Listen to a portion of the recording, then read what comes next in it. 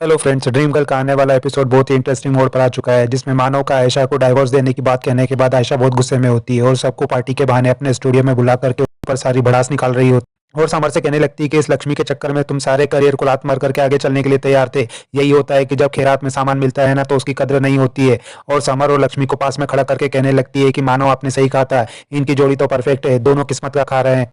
और अपने आंसुओं को पोंछते हुए कहती है कि निकम्मों की फौज है और मुझे चैलेंज करते हैं, खुद में काबिलियत नहीं है। और कहने लगती है कि काबिलियत की बात की जाए ना तो मानव आपको कैसे भूल सकते हैं। और मानव से कहने लगती है, मानव आपको याद है ये पोस्टर, ये हमारी पहली फिल्म का पोस्टर था, ये हमारी साथ में की गई पहली फिल्म थी, याद है आपको? आपकी लगातार 3 फ्लॉप फिल्मों के बाद में एक फिल्म हिट हुई थी जो आपने मेरे साथ में की थी। कितने सारे लोग देखने आए थे ना, ये देखने नहीं आए थे कि डायरेक्टर मानव सरीन ने इसमें क्या किया है, बल्कि ये देखने आए थे कि ड्रीम गर्ल आयशा सरीन ने अपनी अगली फिल्म में क्या किया है। और उस साल सारे अवार्ड भी हमें मिले थे और उसके बाद जो फिल्में भी हमने की थी ना, एक के बाद सारी हिट गई। और आपको याद है नवरंग के होम प्रोडक्शन ने 100 करोड़ का बिजनेस किया था। इतने पैसे कमा कर दिए हैं ना मैंने नवरंग को। नवरंग आज जिस बुलंदियों पे खड़ा हुआ है ना वो मेरी वजह से, क्योंकि जो फिल्म भी आपने मेरे साथ की ना वो हिट गई और जो मेरे बगैर वो फ्लॉप। मानव समझ सकते हैं ना आप, मेरे बगैर नवरंग भी कुछ नहीं रहेगा और आप मुझे अपने आप से अलग करने की बात करते हैं। मानव आप बहुत बड़ी गलती कर रहे हैं। और वहां से जाने लगती है। तभी मानव कहने लगता है, तो ये थी तुम्हारी फिल्म की सक्सेस पार्टी, एक शाम जो तुम्हें गुजारना थी अपने हस्बैंड के साथ में। खाली तोहमतें, इल्जामात, अपनी भड़ास, सारी बेबुनियाद और बकवास। और कहने लगता है, आयशा सरीन बहुत घमंड है ना तुम्हें अपने आप पर, बहुत गुरूर है ना अपने आप पर। तुम्हारे हिसाब से नवरंग स्टूडियो तुम्हारे पहले कुछ भी नहीं था ना, तो ठीक है आयशा सरीन, आज के बाद तुम्हें मैं नवरंग स्टूडियो से आजाद कर देता हूँ। जाओ तुम किसी भी प्रोडक्शन हाउस में और बना दो उसे टॉप का प्रोडक्शन हाउस, ले जाओ उसे ऊंचाइयों पर। बहुत घमंड और गुरूर है ना अपने आप पर, तो मैं तुम्हें आजाद कर दिया। और उसका हाथ पकड़ करके उसके उंगलियों में पहनाई हुई अपनी वेडिंग रिंग निकाल लेता है और कहने लगता है कि हमारे रिश्ते की आखिरी निशानी, तुम ये डिजर्व नहीं करती हो, तुम इसके लायक नहीं हो। आजाद करता हूं मैं तुम्हें हमारे रिश्ते से भी और नवरंग से भी। जाओ यहाँ से और जी लो अपनी जिंदगी, अरे यहाँ पर कोई भी जरूरत नहीं है। और वहां से गुस्से में जाने लगता है। तभी आयशा उसकी कॉलर पकड़ लेती है और कहने लगती है, बहुत बड़े बिजनेसमैन है ना आप, बहुत इंटेलिजेंट बिजनेसमैन है ना। मेरे वक्त और मेरी जिंदगी के बेहतरीन लम्हों का फायदा उठाने के बाद, मुझसे पैसे कमाने के बाद मुझे अपने आप से अलग करना चाहते हैं तो ठीक है, चली जाऊंगी मैं भी, लेकिन अपने वक्त और अपनी मेहनत की एक एक पाई वसूल करने के बाद। और कहने लगती है, आप मुझे अपना हिस्सा दे दीजिए और मैं भी डिवोर्स पेपर पे साइन कर दूंगी। ये सुनकर के वहां खड़े सभी लोग चौंक जाते हैं। ये सुनकर के मानव को भी गुस्सा आ जाता है। मानव कहने लगता है, हिस्सा? किस हिस्से की बात कर रही हो तुम? कैसा हिस्सा? आयशा भी कहती है, आप इतने बड़े प्रोड्यूसर है, आपकी खुद की कंपनी में इतना बड़ा लीगल डिपार्टमेंट है, तो क्या आपको पता नहीं है कि मैं कौन से हिस्से की बात कर रही हूँ? एलुमनी, कैश, प्रॉपर्टी, ज्वेलरी, हर चीज में आधा हिस्सा चाहिए मुझे। नवरंग में भी आधा हिस्सा चाहिए मुझे। मानव कहता है, तुम्हारा दिमाग तो नहीं खराब हो गया है? कानून जानती भी हो? आशा कहती है, बहुत अच्छे से जानती हूँ। क्या करोगे आप? कोर्ट में जाओगे और मेरे कैरेक्टर पे इल्जाम लगा करके मुझसे डिवोर्स लेने की कोशिश करोगे, जिससे कि मुझे कुछ भी ना देना पड़े। और गवाही किसकी दोगे? उस अभिमन्यु की जो कि सस्पेंडेड है और हर 5 मिनट में अपने स्टेटमेंट चेंज करता रहता है। उसकी बात पर कौन यकीन करेगा? और आप मत भूलिए कि अब मैं सिर्फ ड्रीम गर्ल नहीं हूँ, अब तो लोगों की नजरों में मैं एक महान आत्मा हूँ, देवी हूँ, और सब मेरी बात पे भरोसा करेंगे, आपकी बात पर कोई भरोसा नहीं करेगा। और कभी आपने सोचा है जब नवरंग स्टूडियो में मुझे अपना हिस्सा मिल जाएगा तो क्या होगा? प्रेम सरिन के नवरंग स्टूडियो के टुकड़े टुकड़े हो जाएंगे। प्रेम सरिन, जो व्यक्ति जिसने इतनी उम्मीदों और अरमानों से ये सपना खड़ा किया था, सब बिखर जाएगा। और ये सब होगा उनके बड़े बेटे की लापरवाही की वजह से। सोचिए जरा, आपके पिताजी प्रेम सरीन जी क्या इतना बड़ा झटका सहन कर पाएंगे? सोचिए इस बात को। और वहां से जाने लगती है, लेकिन रुकते हुए मानव से कहने लगती है, 30 मिनट में मैगजीन वाले आने वाले हैं हमारे इंटरव्यू के लिए, आप रेडी रहिएगा। और कहती है, मानव आज हम दोनों को गोल्डन कपल का भी अवार्ड मिल रहा है, आ जाइएगा आप। मानव भी आयशा की बातें सुनकर के सदमे में आ जाता है। उसे समझ में नहीं आ रहा होता है कि उसे क्या करना है। वो कहने लगता है कि इसे हिस्सा चाहिए, मेहनत की कमाई का हिस्सा, मेरे डेट की मेहनत की कमाई का हिस्सा चाहिए इसे। कहती है कि मुझे डायरेक्शन नहीं आता है और गुस्से में आकर के वहां रखा हुआ फिश पॉट तोड़ देता है और कहने लगता है कि मुझे डायरेक्शन नहीं आता है, जो कुछ भी है इसकी वजह से है, लालची वुमन। मेरे पिता की इतनी साल की मेहनत में हिस्सा चाहिए इसे। करण मानव को संभालने की कोशिश करता है, लेकिन मानव गुस्से में करण को दूर धक्का दे देता है। समर भी आकर के मानव को संभालने की कोशिश करने लगता है, पर मानव मानव किसी की भी बात नहीं सुन रहा होता है और उसे भी पीछे हटा देता है और चिल्लाने लगता है और कहता है कि मुझे डायरेक्शन नहीं आता है। बोलती है कि नवरंग इसकी वजह से, और गुस्से में वहां से चला जाता है।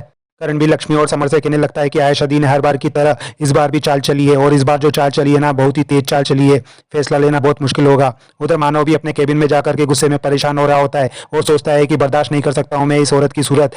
नवरंग का आधा हिस्सा चाहिए इसको, हैप्पी कपल की तरह बैठना पड़ेगा, इसके साथ इंटरव्यू देना पड़ेगा। और सोचता है, मैं अभी डेट को फोन करके बताता हूँ ना। तभी वो देखता है कि उसके फोन पर डेट का ही फोन आ रहा होता है। वो फोन उठा लेता है। प्रेम जी मानव से कहने लगते हैं कि बेटा तुम ठीक तो हो ना? और कहते हैं, बेटा मैंने तुम्हें इसलिए फोन किया क्योंकि मैं जानता हूँ कि तुम किस मुश्किल से गुजर रहे हो। मैं समझ सकता हूँ, आदमी चाहे कितनी भी कोशिश क्यों ना कर ले, लेकिन किसी का दर्द नहीं बांट सकता। और मानव को समझाने लगते हैं कि आज तक तुमने खुद को संभाला है और आगे भी तुम्हें खुद को संभालना होगा। मानव, मैं जानता हूँ कि जिंदगी में जीवन साथी बहुत जरूरी होता है, लेकिन वो जिंदगी भर तो नहीं रहता है ना। दिल टूट जाए तो उसे कहीं और लगा करके बहलाना पड़ता है, वरना जिंदगी का हौसला टूट जाता है। मुझे यकीन है कि तुम काम में दिल लगाओगे तो तुम्हारा दर्द कम हो जाएगा। और कहने लगते हैं, बेटा मैंने तुम्हें फ़ोन इसलिए किया था कि हमारी फिल्म बहुत बड़ी हिट हुई है। बेटा ये फिल्म सिर्फ आयशा की नहीं है, ये हमारी फिल्म है और अब हमें कोशिश करना है कि हम अपनी इस ऊंचाई को बरकरार रखें, चाहे हमें इसके लिए किसी भी दर्द या गम को बुलाना पड़े। ये सुनकर के मानव भी अपने आंसुओं को पोंछने लगता है। प्रेम जी कहते हैं, इसलिए तो मैं हमेशा कहता हूँ कि मेरे 2 बेटे नहीं 3 बेटे हैं, एक मानव, एक समर और एक नवरंग। और कहते हैं कि मानव, मैंने नवरंग को अपने खून पसीने से सींच करके बनाया है। अब इसकी जिम्मेदारी तुम्हारे ऊपर है, तो किसी भी हालात को खुद पर या नवरंग पर हावी मत होने देना तुम।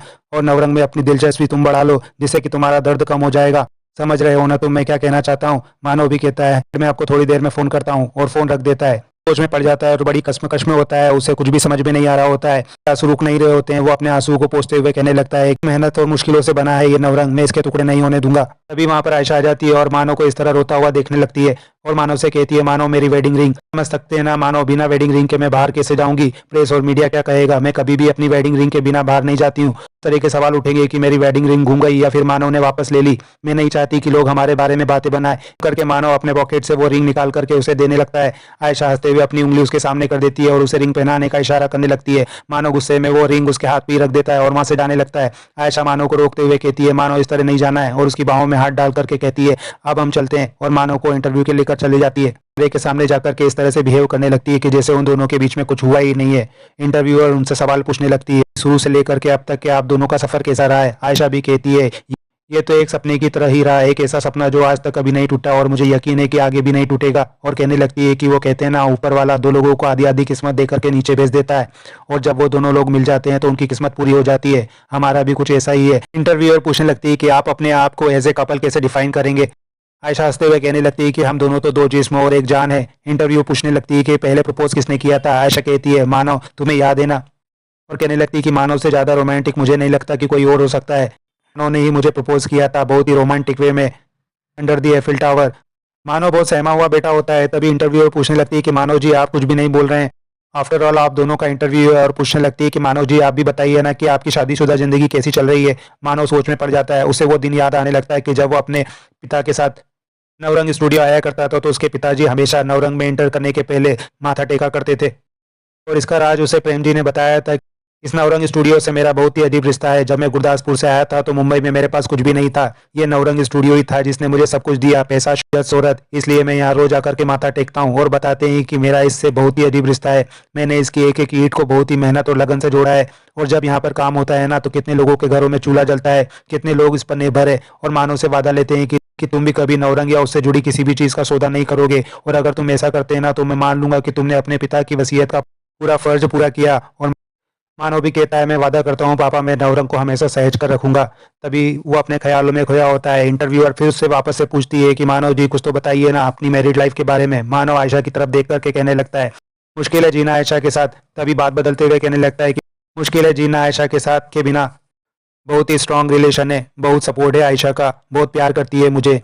ये सब सामने खड़े लक्ष्मी और समर देख रहे होते हैं और सोच रहे होते हैं कि ना चाहते हुए भी मानव को कैमरे के सामने झूठ बोलना पड़ रहा है।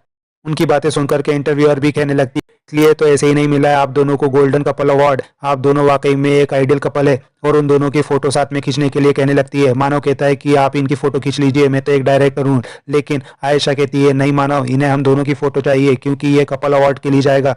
फोटो के लिए मानव की बाहों में आ जाती है और पोज देने लगती है। उसके बाद मानव उठ करके वहां से जाने लगता है। आयशा कहती है, डार्लिंग आप कहीं मत जाइएगा, मैं अभी फोटो शूट खत्म करके आती हूँ। मानो बिना कुछ कहे ही वहां से चला जाता है। एपिसोड यहीं खत्म होता है। आगे की अपडेट के लिए हमारे चैनल के साथ जुड़े रहे और चैनल को सब्सक्राइब और लाइक करना ना भूलें। थैंक्स।